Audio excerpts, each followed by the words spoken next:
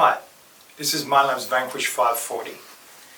It utilises multi-frequency technology called multi-IQ. It transmits many frequencies into the ground at one time, which gives users really good performance at beaches, parks and fields. We've got a V12 coil here. Now this is the part of the detector. When you wave this over a metallic item, it sends a signal up to the control box, which provides you a number that tells you whether you want to dig the target up or not. This detector is lightweight and easy to use. The coils are waterproof to 1 metre, so you can do shallow working in waters. And that's simple to set up. You just extend it, switch it on and start detecting. The power button is here on the left hand side of the control box. When you power on, the detector will do an automatic noise cancel and the tone will play when it's completed. Above the power button you have a backlight button.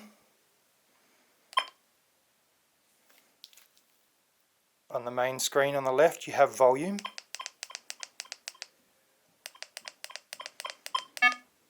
Under the volume you have a button that looks like a horseshoe. This is the all metal mode.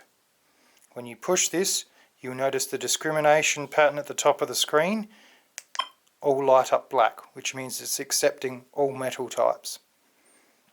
Push it again to re-enable the discrimination. These buttons here are for sensitivity.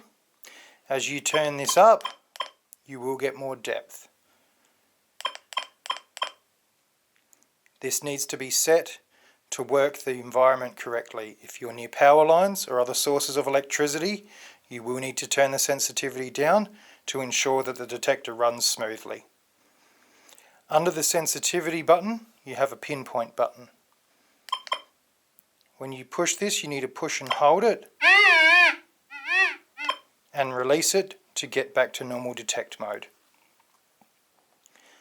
On this side you have the discrimination edit button. As you push through these, you'll see the letters ED appear on screen and there's a flashing black icon. When you push the accept reject button, you'll notice that that icon is now appearing black. So this is editing the discrimination or what the detector will detect and not detect.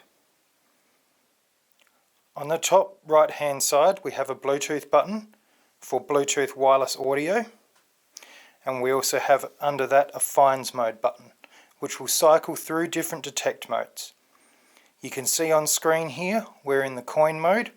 If we push that button again, we'll enter relic mode. If we push it again, we'll enter jewelry mode. If we push it again, you see the picture of the person. This is a programmable user mode.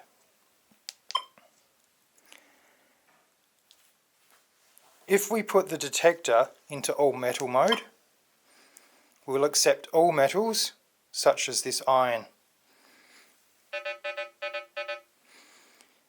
If we put the discrimination on, that icon will then be discriminated out.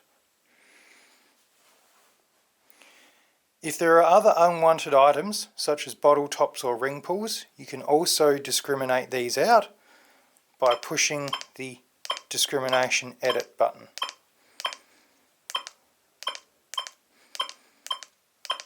You do need to be cautious though, because if you discriminate out too many icons, like I've done here, you'll also discriminate out potentially desirable targets.